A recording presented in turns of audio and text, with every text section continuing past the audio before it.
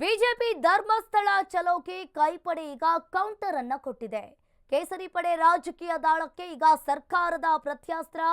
ಅಧಿವೇಶನದ ಬಳಿಕ ಧರ್ಮಸ್ಥಳಕ್ಕೆ ಈಗ ಸಿಎಂ ಡಿಸಿಎಂ ಭೇಟಿಯನ್ನ ನೀಡಲಿದ್ದಾರೆ. ಇನ್ನು ಧರ್ಮಸ್ಥಳ ಯಾರ ಸ್ವತ್ತಲ್ಲ ಅಂತ ಹೇಳಿ ಡಿಕೆಶಿ ಅವರು ಒಂದ್ ಕಡೆ ಗುಡುಗನ್ನ ಕೂಗಿದ್ದಾರೆ. ನಮಗೂ ಧರ್ಮಸ್ಥಳ ಕ್ಷೇತ್ರದ ಬಗ್ಗೆ ಅಭಿಮಾನವಿದೆ ಅಂತ ಹೇಳಿ ಡಿಕೆ ಶಿವಕುಮಾರ್ ಅವರು ಕೂಡ ಒಂದ್ ಕಡೆ ಹೇಳ್ತಾ ಇದ್ದಾರೆ. ಧರ್ಮಸ್ಥಳ ಚಲೋ ಬಗ್ಗೆ ಈಗ ಕಾಂಗ್ರೆಸ್ ಸರ್ಕಾರ ಇಲ್ಲಿ ಕೌಂಟರ್ ಅನ್ನ ಕೊಟ್ಟಿರುವಂತದ್ದು.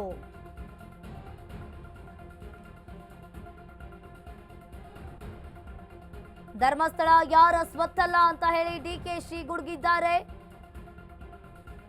ನಮಗೂ ಧರ್ಮಸ್ಥಳ ಕ್ಷೇತ್ರದ ಮೇಲೆ ಗೌರವ ಇದೆ. ಎಸ್ಐಟಿ ರಚನೆ ಮಾಡಿದ್ದು ದುರುದ್ದೇಶದಿಂದಲ್ಲ.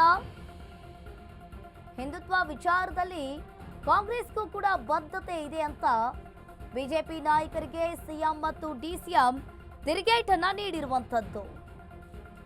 ಇಲ್ಲಿ ಧರ್ಮಸ್ಥಳ ವಿಚಾರದಲ್ಲಿಯೂ ಕೂಡ ಅಧಿವೇಶನದ ಬಳಿಕ ಸಿಎಂ ಹಾಗೂ ಡಿಸಿಎಂ ಧರ್ಮಸ್ಥಳಕ್ಕೆ ಭೇಟಿಯನ್ನ ನೀಡಲಿದ್ದಾರೆ. ಈಗಾಗಲೇ ಬಿಜೆಪಿ ನಾಯಕರು ಕೂಡ ಧರ್ಮಸ್ಥಳ ಅನ್ನೋ ಹೆಸರಿನಲ್ಲಿ ಧರ್ಮಸ್ಥಳ ಚಲೋ ಅಭಿಯಾನವನ್ನ ಕೂಡ ಮಾಡ್ತಾ ಇದ್ದಾರೆ. ಇದಕ್ಕೆ ಸಿಎಂ ಸಿದ್ದರಾಮಯ್ಯನವರು ಹಾಗೂ ಡಿಸಿಎಂ ಡಿಕೆ ಶಿವಕುಮಾರ್ ಬಿಜೆಪಿ ಸರ್ಕಾರಕ್ಕೆ ಈಗ ಕೌಂಟರ್ ಅನ್ನ ಕೊಟ್ಟಿರುವಂತದ್ದು. ಅಧಿವೇಶನ ಮುಗಿದ ನಂತರ ಧರ್ಮಸ್ಥಳಕ್ಕೆ ನಾವು ಭೇಟಿಯನ್ನ ನೀಡ್ತೀವಿ. ನಮಗೂ ಧರ್ಮಸ್ಥಳ ಕ್ಷೇತ್ರದ ಮೇಲೆ ಗೌರವ ಇದೆ. ಧರ್ಮಸ್ಥಳ ಯಾರ ಸ್ವತ್ತಲ್ಲ ಅಂತ ಡಿಕೆ ಶಿವಕುಮಾರ್ ಅವರು ಈಗ ಗುಡುಗಿರುವಂತದ್ದು. ಎಸ್ಐಟಿ ರಚನೆ ಮಾಡಿದ್ದು ಕೂಡ ದುರುದ್ದೇಶದಿಂದಲ್ಲ. ಹಿಂದುತ್ವದ ವಿಚಾರದಲ್ಲಿ ರಾಜಕೀಯವನ್ನ ಮಾಡ್ತಾ ಇದ್ದಾರೆ.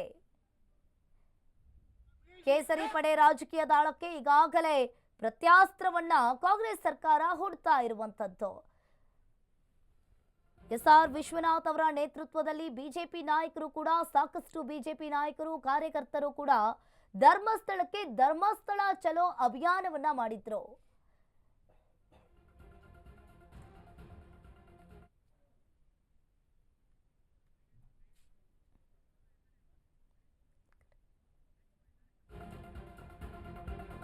ಸ್ಪೀಕರ್ ಯುಟಿ ಖಾದರ್ ಭೇಟಿಯಾದ ಪರಮೇಶ್ವರ್ ವಿಧಾನಸೌಧದ ಕೊಠಡಿಯಲ್ಲಿ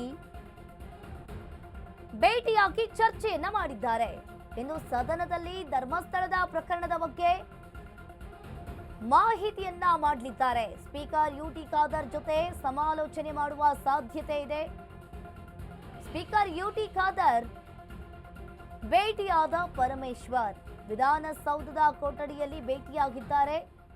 ಭೇಟಿಯಾಗಿ ಚರ್ಚೆ ಮಾಡಿದ್ದಾರೆ. ಇನ್ನು ಸದನದಲ್ಲಿ ಧರ್ಮಸ್ಥಳದ ಪ್ರಕರಣದ ಬಗ್ಗೆ ಮಾಹಿತಿಯನ್ನು ಕೊಟ್ಟಿದ್ದಾರೆ. ಸ್ಪೀಕರ್ ಯುಟಿ ಖಾದರ್ ಜೊತೆ ಸಮಾಲೋಚನೆ ಮಾಡುವ ಎಲ್ಲ ರೀತಿಯ ಸಾಧ್ಯತೆಗಳು ಕೂಡ ಇದೆ. ಸ್ಪೀಕರ್ ಯುಟಿ ಖಾದರ್ ಭೇಟಿಯಾಗಿದ್ದಾರೆ ಪರಮೇಶ್ವರ್ ಅವರು. ವಿಧಾನಸೌಧದ ಕೊಠಡಿಯಲ್ಲಿ ಧರ್ಮಸ್ಥಳದ ಪ್ರಕರಣಕ್ಕೆ ಸಂಬಂಧಪಟ್ಟಂತೆ ಧರ್ಮಸ್ಥಳದ ವಿಚಾರಕ್ಕೆ ಸಂಬಂಧಪಟ್ಟಂತೆ ಈಗ ಅವರು ಸಮಾಲೋಚನೆಯನ್ನು ಮಾಡಿರುವಂತದ್ದು.